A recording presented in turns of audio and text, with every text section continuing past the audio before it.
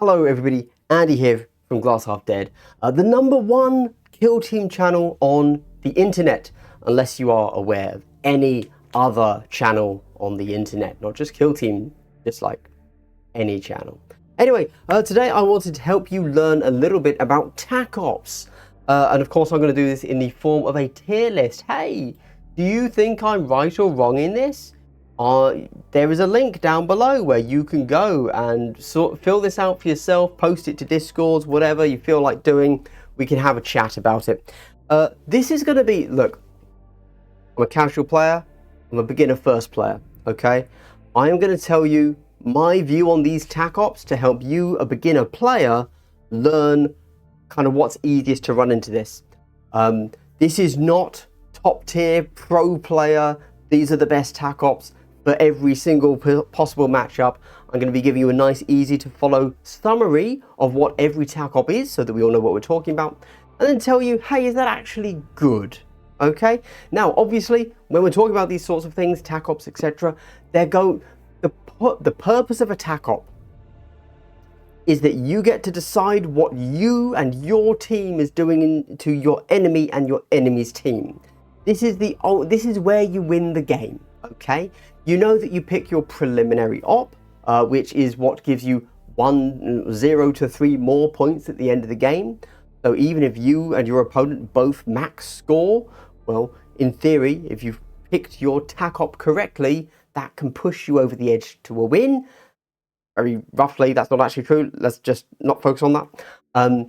Like, this is how you truly decide, I am going to play the game this way. Okay, Tacops. This is going to be a quick Tacop guide focused in the form of a tier list. Let's shrinkify myself down to here. Very quickly, so that you know what a tier list is, S tier means that everybody wants this. This is a brilliant Tacop. 80% of people are going to be running this, and if you have the ability to run this, you're probably taking it as a preliminary op as well. Okay? And then we go down to B tier. In B tier, I'm only going to have one Tacop in B tier. The reason I'm only having one Tacop in B tier is because I don't particularly like tier lists where people just play it safe and they just put everything in the middle because that's easy. We're going to have the one defining, this is your average 50-50 Tacop. Everything else is going to go above or below it. Cool. Also keep in mind that the whole purpose of the Tacop is you pick it when it is good, and you do not pick it when it is not good. Therefore, if you are a specific team running into a specific team, it's possible that Champion, the Seek and Destroy Champion Tacop, is the best possible option. But then, if you're another team running into another team, Champion is not the best possible option. So, of course, I'm going to give a little bit of advice on when I think I might pick that Tacop, based on the matches I've already had in this edition and my view on that Tacop. I will also point out if I've never seen that Tacop played, which will come up often, because let's be clear, not all Tacops have been made equal. However, we do start with confirm kill. This is a Recon Tacop, confirm kill. What you're doing here is every time you kill an enemy model, you put down one of your 20 mil markers. That is your confirmed kill marker. If the enemy that you killed had 0 to 11 wounds, it will, if you control the marker at the end of the turn, you can choose to pick it up, and that will give you 1 VP. If you pick up 2, you get 2 VP. Or if the enemy you killed had 12 or more wounds, that's the word, then you can get 2 VP from a single token. This is top tier. This is our pinnacle.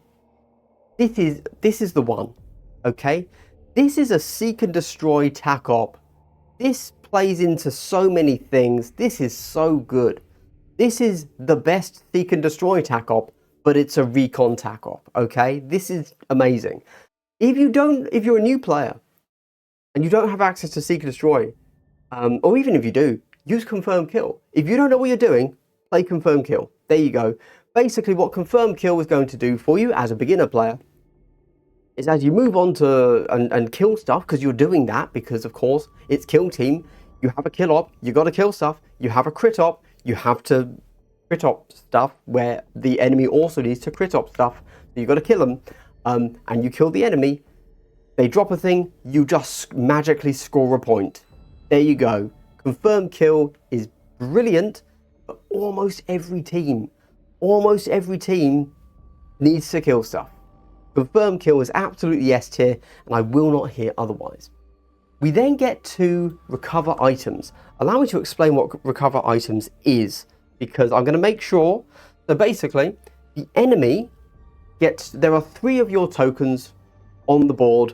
The enemy gets to place 2 of them. One of these will be on the center line. One of them will be within 4 inches of your deployment or their deployment. I could read my note so that I could actually know what it is. Sorry. So enemy places 2, you place 1. Oh yeah, okay, right. And then to score it, you have to pick up, and then at the end of the game, control. It doesn't have to still have been picked up. Okay? So, the enemy gets to place these. Just because of that, I'm going to put recover items. I'm going to put it at D tier. We might move it. But basically, as soon as you give your opponent the opportunity to tell you where you have to go, you've lost a point. I can't, in good conscience, recommend giving your opponent the ability to tell you where to go and what to do. Again, this doesn't mean it's always bad. If your whole plan is based around a team that can recover items, cool, that's fine. Or if you're good at movement shenanigans, if you have APL 3, so actually moving isn't that difficult for you, etc, etc. This is possible, but it wouldn't be my first pick. Cool. We then go to plant beacons. Again, putting it in B tier just so we see it. Plant beacons is, I know that a lot of people really like plant beacons. Let me tell you what it is. So throughout the game, you need to place 6 beacons. Placing a beacon, placing any token costs you 1 APL, right? That's the general rule. You will need to place 3 in your territory and 3 in the enemy territory. Okay. Note for your territory, they have to be over 4 inches from your drop zone. Okay, so you can't just drop them in your drop zone, obviously. That's still very easy though. And that's it. There you go. You need to drop 6 of these in the turn. They have to be over 4 from your drop zone and over 6 inches from each other. And they can't be placed under a vantage point, okay? But basically, 6, 3 on your half, 3 on their half, over 6 from each other. Cool. A lot of people like this. So just because of that, I'm going to put it into A. Let's have a think. My issue with... So the reason plant beacons is generally considered to be very good is that in kill team, like the fact it's called kill team, and there's a kill op and a crit op, you don't always have to be killing. Sometimes it's okay to not be killing. And when you're not killing, you will often find you'd have too much APL on your models. Okay? And then, if you have plant beacons, for a move and an APL, you have suddenly scored a VP. And let's be honest, a victory point is easily worth a single action point. Great. This makes a lot of sense.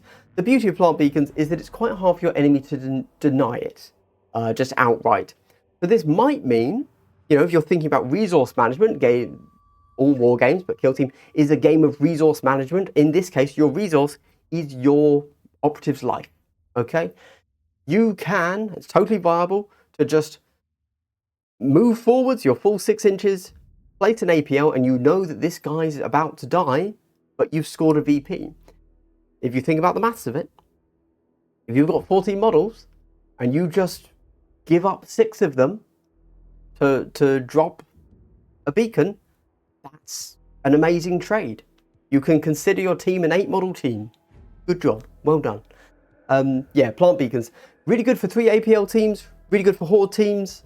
And I'm assuming that mid teams will also get value out of it somehow.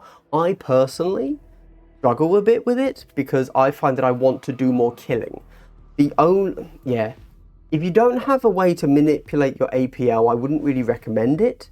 So for example, Vespids, I would struggle to say you should do plant beacons, but I know that kind of on the flip side, Vespids can actually fly, so it's even easier to place it.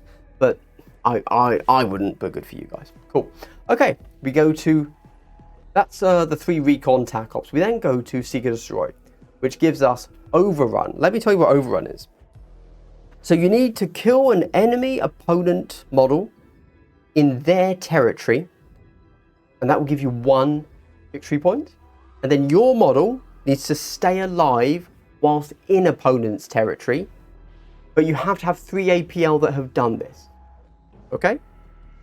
So, immediately, as soon as you talk about 3 APL, that's kind of meaning this is something only elites are going to take. Okay? Nothing else. There you go.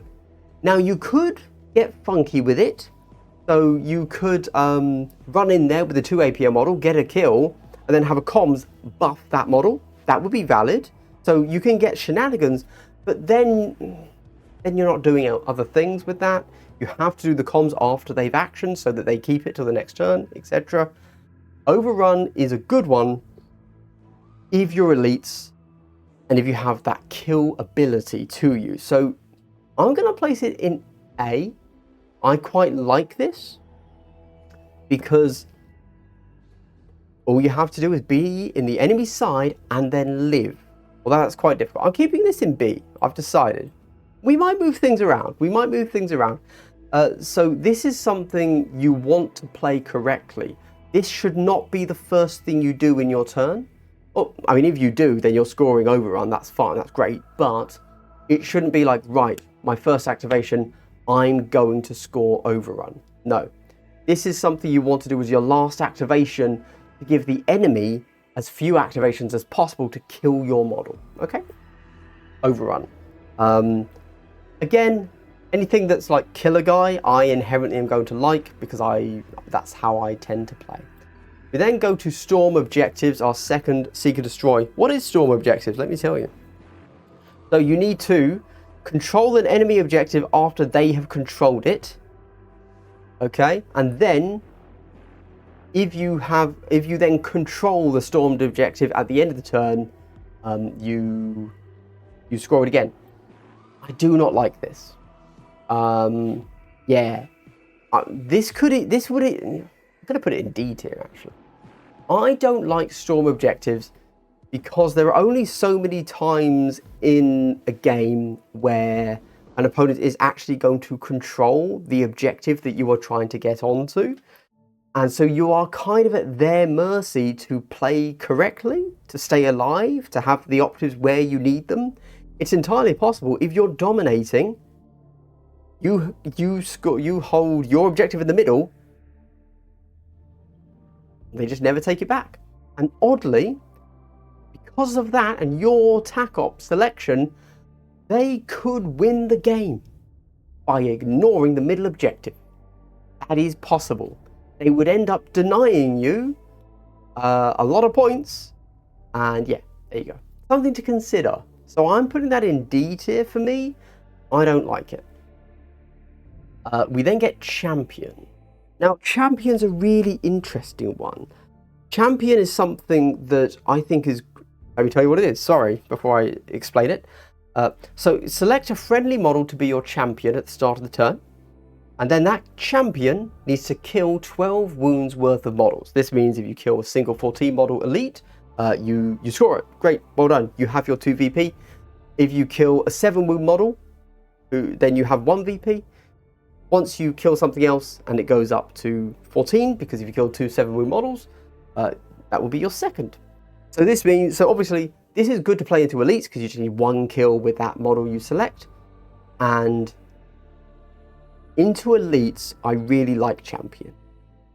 There you go. And as elites, I like Champion. So I think this is going to be A tier. But keeping in mind that it has to involve elites. If you don't have elites on the table, do not play Champion, 100%. If you are against elites, this is where we get a little bit finicky. So if you know you can take down an elite model, a Marine, with one specific guy, and you know that the enemy is going to give you that shot, great, 100% play this. However, if you're a 2 APL model and you've got that one key shot, and let's say you're only a plasma, so you're only AP1, like, well, piercing one, sorry. Like, how guaranteed is that, you know? But if you're a marine with a melter, suddenly that's a really good role, you know? So keep in mind who you are and who you're fighting against. But I personally really like champion because, let's be honest, in these beginner games, one of you, if not both of you, will statistically be an elite model, okay? You will be a marine. So I like champion. There you go. We then go over to security. We have contain. Contain, let me tell you what contain is. Contain is you have to have no opponents in your territory, and that will get you 1 VP. And then you have no opponents within 6 inches of your deployment zone, and that will get you a 2nd VP. So I actually really like contain. Definitely not B tier. I think this one goes into A as well. I quite like this. One of the things, this is a good learning Tacop. It will teach you a lot about the game. So the beauty of contain, when you're playing kill team, if you're like me and you just want to charge forwards and smash stuff, this is great. And you might then want to play overrun. That's kind of playing how I naturally play. You're going to naturally score overrun because you're playing elite models, so you're already 3 APL and you're charging into the enemy side. Awesome. Contain in a way is the opposite way round, and it actually teaches you that, you know what, you don't have to overextend, you don't have to push, you can wait for the opponent to come to you and then you get the kill. And that can be actually a great learning tool. If you focus on the Tacop in your game, contain is a brilliant pick. So I like contain. Again, when are you picking it? When are you not picking it? I think that with contain, you want to be picking this when you, I don't know, this is a tough one, when you know you can kill the enemy, right? So oddly, you don't want to pick contain against marines because you are not guaranteed to kill a marine.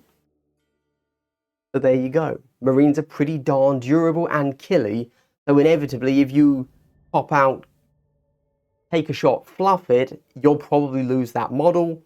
But if you are a marine team, an elite team, consider the value of staying back with contain. It's, yeah, I'm telling you, it's a good learner. We then go to take ground, the next and second security tackle, which is you need to have more APL around a ruin within enemy territory, or you need to have more APL within a stronghold, and that will get you 2, or you need to have more APL around access points on Gallo Dark, or you need to have, there's too many, isn't there? Sorry. Or you need to have more APL around heavy terrain in anything else. So let's ignore the other things. Let's just talk about Vulcus. So on Vulcus, there are 2 heavy ruins that have the vantage points on them. If you have more APL around those, you get 1 VP per both of those, as long as any part of that is within, even if it's an inch, within the enemy territory, that is something you can score. And then you need to be have more APL inside the stronghold on the enemy side to score that stronghold. And that will give you 2 for the stronghold, 1 for each ruin, okay? So, this is a pickle. I like this one, but strongholds can be really, really difficult to break into. There are some maps where take ground will be almost impossible for you to max score, but really quite easy for you to score 1 of. Because on many, many maps, the large ruins overlap the center line. So this is super map dependent, if I'm honest. Oh man, I sort of want to put multiples in B. I can't just put them all in A, can I? I'm going to move things around again at the end after I've got them all on there. For now, I'm going to swap these around and keep take ground as my middle. That is bumped overrun down, okay? I probably need to talk about why am I bumping overrun down? Overrun's not terrible. but I think it's relatively niche. It might be niche in the sense that everybody is currently playing the teams that like Overrun, but it's not something you always want to play. And again, for me, I naturally play like I'm playing Overrun, so I do like it, but it's quite difficult to guarantee those kills and then guarantee staying alive. And as soon as you flagged it up in turn 2 and you score it, then the enemy knows and suddenly you're a real target. There you go. So we'll take ground in the middle, we'll see how we feel. Right, we then get to secure center. Secure center is you need to have more APL than your enemy within 3 inches of the center, a 3-inch bubble, and then additionally you need to have for 1 VP, and then you also need to have more APL on the center line over 3 inches from the actual center point. So oh man, does this go up or down, or do I bump take ground off? I think take ground is better than secure center. Wait, do I? No, I think contain is better than secure center, and it currently is. Okay. Wait, what's take ground? Oh, right. Oh, man. I think I prefer secure center to take ground. You know, I'm going to bump take ground down. That can go there. All right. Yeah. So I like secure center, again, because it pushes you. Sorry, it doesn't push you. It teaches you that you don't have to overextend. That's very important for new players. It forces you to stay in the center, and it forces you to not go over the center. But then also, if you kind of don't know what you're doing, you could just put everybody in the middle, and there's almost always an objective in the middle. And this is the next bit. Secure center, much like take ground, is very map dependent. I would say that contain is not map dependent. That's always good. But take ground and secure center, very map dependent. If there isn't an objective, a crit op objective on the map, probably don't pick secure center. There you go. You know, we're all about maximizing our efficiency, about maximizing the number of APL here. And if you have one model that can score you both a crit op and one of your secure centers, that's brilliant. But if you have one model that's only securing one of those, that's always good. There you go. Right, we then go to what's it called? Surveillance. Not surveillance. Infiltration. Now, I've got to be honest, I haven't played much Infiltration, so I'm going to be a lot more negative about these ones. Let's start with Surveillance. Surveillance is an odd one. I feel it's really difficult. Let me tell you what it is. So, you must perform a 1 AP action on a valid target. We all know how line of sight works, of course, because we have watched my line of sight video. You're looking for a valid target. Good. And then you, the person that did the action, the surveillance action, must be on conceal, and you must be wholly within the opponent's territory. Okay? That is your surveillance action. That will get you 1 VP. You're in the opponent's territory, you're on conceal, you perform the action. And then, at the end of the turn, if you're still alive, you get a 2nd VP. So again, this is what I mean by you need to know your team to know if this is a good Tacop. For example, if you are playing Mandrakes, you will always pick Surveillance. And you will actually want to go on the side of Volcus where the 2-story building is, and you just go to the top of the 2-story and place yourself so you can't be charged. Bam. That is 6 VP in the bag with no effort. Congrats. And you've had to give up 1 model and you're safe. You can't be touched. Good. It's a mandatory pick if you are certain teams, because it's so good. If you're any other team, probably don't want this. Surveillance is quite difficult. You know how I've been talking about how, like, you don't, take Tacops, like a lot of security Tacops are, you don't have to overextend. This is the opposite. You have to overextend. You have to hope that the opponent has gone hard, and you have to hope that they're not going to kill you. This is very easy to block once you know it's there. To me, so I'm going to put it, I think it's D. I think for most people, Surveillance is D tier. But there are some teams where it's so good it's mandatory, so it has to go to C tier. There you go. There you go. Those are my thoughts on Surveillance. I will say, obviously, if you're an elite team, you're not taking this. You can't be on conceal in the enemy opponent's territory and consistently, and for 3 turns, right? So it's not an elite team pick. It is some of the more sneaky stuff. It's kind of movement shenanigans. So you're looking at mandrakes, vespid, etc. Cool. That's Surveillance. We then go to Implant. I'll tell you what Implant is. Don't worry. Implant is, so basically, whenever you're performing an attack, whether that's melee or shooting, you have a successful dice retained, and instead of hitting or blocking or performing damage, whatever it is, instead of using that retained success, you can say, I deal no damage with this dice, instead I implant you. And that gets you a VP. There you go. And then, if any of the models that you have implanted throughout the game are still alive at the end of the turn, you get a second VP. Now, what this could mean is that turn 2, you run up, you implant a model, and you then let that model live for the whole game, okay? And then every turn you still have to implant other models, but then you can kill them as well.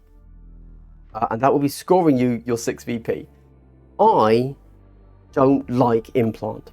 If you can't tell, as I said with I'm a natural overrun player, my dice aren't good enough that I can throw away hits, okay? The time you're normally going to see Implant being run is, I would assume, is people that are incredibly confident and have ways to double block in melee, so they're going to be able, or have Seek, so that they always get shots on you. Or it's going to be people that have throwaway trash units. So the reason this can be done with trash units is because you know they're going to die, but very few things in the game actually kill a 7-wound model in a single hit. So you don't need that. You don't need to do damage with a single model. You run in, you implant, you die. That's it. Okay? I don't like playing that way. I really dislike Implant. There you go. I'm going to put it in C tier. For me, it's D tier, but I also know that there are many people that think Implant is absolutely mandatory, and there are some teams where they're like, no, this is the play. I've also seen, like, sometimes Warp Coven take it. Apparently, I don't even know why, but they do. They lost that game that I'm aware of, but I really dislike Implant, is all I'm saying. The way I play, Implant's D tier. Let's screw everybody else. This is a beginner game tier list from me. The reason I don't like Implant is because I cannot give up that damage. Kill Team tends to be such a dice game where all the dice, it's so lethal. How often can I give up a dice? Almost never. I have to either kill you or die. So I cannot give up those attack dice. I apologize. Again, I'm sure there are some teams where this is the play, but for me, for most teams, for all beginner teams, this is not the pick. This is not your first 10 game, dozen games, I'm going Implant. Everybody would say, what are you doing? Cool. Finally, we have Wiretap. Now, Wiretap is a totally new Tacop that has nothing to do with the last edition. So let me tell you how this works. So you can drop a marker for what it will cost you 1 AP. You drop a marker, and you will remove that marker at the end of the turn. Keep that in mind. So you will have to drop it. You can drop more than one as well. Keep in mind. If an enemy starts or ends an action within 2 inches of that marker, you gain 1 VP. At the end of the turn, if your enemy has an engage order and is within 2 inches of a marker, gain 1 VP. So, what you want to do to ensure success is you've got two options. Let me kind of try and explain this Tacop to you. You want to drop your wiretap marker on the central objective. That will score you 1 VP by the enemy moving onto that central objective. Okay? Cool. And then you want to do something that forces that model to be on engage. Awesome. That's your 2 VP.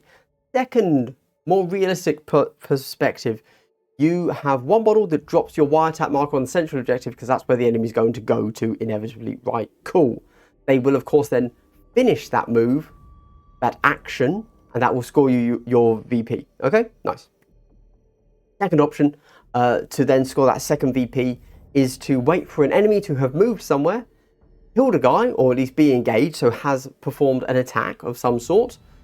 You then move to within like 2.5 inches of them, 3 inches of them, roughly, and drop your token next to them. So they've already done their thing. They're ready to go. I think wiretap is a little bit like implant, except you don't have to rely on dice maths. You are still giving up your action, and you want to make sure that when you go for that second option where I said of waiting for the enemy to attack you so that they're engaged, and then drop a wiretap next to them, you now don't kill that model. And that's always an issue for me.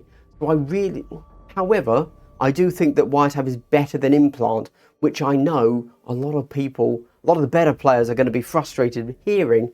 I believe people quite like implant. I can't give up those dice. I think wiretap's the way to go.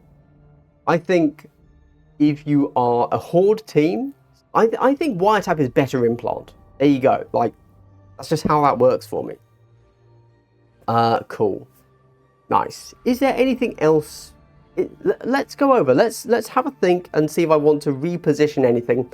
Confirm kills at the top. No questions asked. Yes. Plant beacons, I do not think is as good as confirmed kill. Obviously, there are some times when it is. But again, a plant beacon, what that means in my head is I'm an elite team. I've got my 3 APL. And I'm using that 3 APL every time. And if I'm planting a beacon, I suppose you only have to plant 2 a turn, don't you? Plant beacons probably should be at S tier. Am I going to do that? Yes. Yes. I think confirm kill and plant beacons are both S tier. If I can just quickly explain why would plant beacons have just been bumped up to S tier. You need to plant 2 beacons a turn. Cool. No. Yes, it can say no. It's not S tier. It's A tier. This is my tier list. This is the wrong tier list. That's right. So the reason it's not going to S tier, but is still very good, is because every time you perform that action, don't forget where it has to be done. So you are constricting your movement, and you are lessening the amount of attacks you can perform, which is as good as messing with dice maths, right? Now, yes, you only have to drop 2 a turn, but honestly, if you're on some of these long-edge boards, like, it can get pretty cramped on the other side of the board, and like, you just might not be able to get to where you need to be. Drop it. It's not like I'm performing a random action anywhere. It's, I performed an action, now I need to do it over there. And inevitably, if you're, let's say, playing Angels of Death, sometimes you need a specific model to do a specific thing, make a specific attack. And you need that model to get that kill. Plant beacons can often get in the way of that. There you go, that's all I'm saying. Don't get me wrong, plant beacons is a great one to take, but I've never had huge amounts of luck with it, if I'm honest with you. I think confirmed kill is the better Tacop for beginners. Experienced players will be telling me I'm wrong there. That's fine, you're allowed to. Not your tier list. Champion. I like champion. If I'm an elite team, I'm almost always picking champion. If I'm Marines into not Marines, champion is an auto pick. Not even no questions asked. There you go. From turn 3 onwards, it's guaranteed. Turn 2 depends how cagey the enemy has been playing, I would say. So yeah, I really like champion. Champion could go S tier. No. Champion's not S tier because it's very dependent on the team you're playing as and into. That's why. Contain, I like Contain, teaches you something about not overextending, whereas I am a natural overextender, if you know what I mean. Secure Center, really nice, really safe thing to take.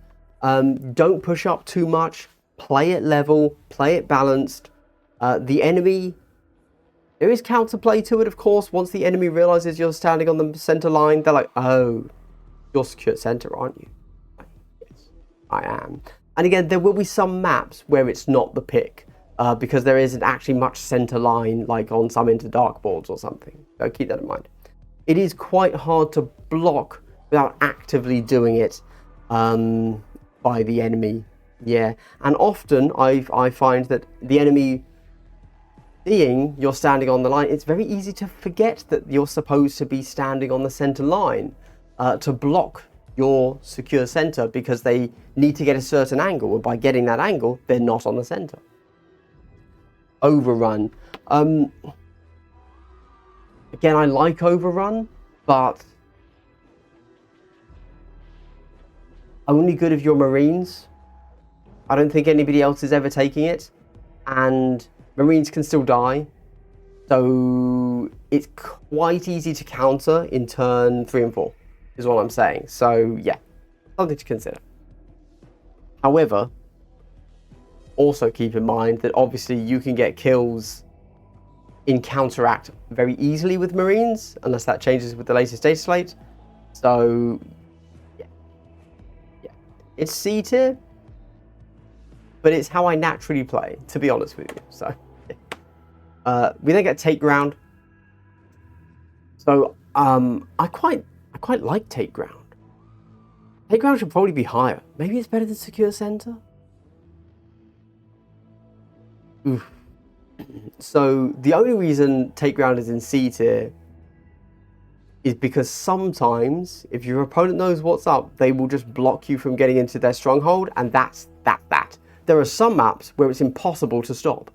Take Ground, I'm swapping it. I'm sorry, I'm swapping it. Yeah. We're swapping that round. Take Ground is not higher because there are some maps where it's really quite challenging, and strongholds are hard to get into. But there are some maps where this is an auto 6 points. Very good. There you go. So again, like everything, you are waiting. Yeah. There you go. Cool. Right, Overrun, Secure Center, discuss Surveillance. Yeah, I don't know, man. Not good. I don't like most of Infiltration as discussed, but there are some teams where it's an auto 6 VP. Wiretap. I really like the concept of Wiretap. I played it once and it worked well for me, but then I played it a second time and it didn't do anything. Again, this is why things like Confirm Kill are so good for me, because I want to just do stuff. I don't want to spend my APL doing other stuff, right? Which is why I naturally like Confirm Kill, Seek and Destroy, and Security Tacops, because you don't do a thing, you stand in a place and you kill a thing. That's better for me. Yeah. I don't want to say Wiretap's bad, but yeah. We then get Recover Items, which is, again, the enemy gets to place 2 of your objectives. That's just not good. There you go. That is probably the worst one in the game. Storm Objectives. I think that Storm Objectives can just be played around. There you go. I don't think Storm Objectives is the one to go. I know that as a beginner you might be thinking, oh, well, we're always going to be swapping that central objective back and forth. No, not necessarily. And in fact, if you're having a really good game, as discussed, you might fail because you're winning too well. If you're winning just enough, but not too much, because you pick Storm Objectives, they might win. Despite you having locked them down, if they have the right Tacops and are playing everything else acceptably, but are just not playing the crit op so that you never go on the center, awkward. Implant, I don't like Implant because I've done everything that I have to do. I've spent the cost of moving to a point where I can attack and then performing the attack. I've spent everything I need to spend. I'm looking for that kill, and to throw a dice away on not killing is really, really rough for me. I will say in Implant's defense, unlike Wiretap, you are not performing an action, you are still performing an attack instead of an action. So that is good, I agree, but it's almost like a self-gotcha. It's a self feels bad for me. I know that's probably not the most common take. I know a lot of people like Implant. I do not at all. There you go. Cool. Allow me to embiggen myself. Where am I? I'm over here. Excellent. Well, if you want to make your own Tacop tier list, please do. And post it in my Discord. I'll be more than happy to have a look and say, yeah, you're probably right. Good point. I have no notes. I agree. That'd be cool. And if you made it all the way to the end, I'd like to just thank you so much for watching my channel. It really means a lot to a small YouTuber like me. All right. Thanks for watching, everybody. Have a good one. Enjoy.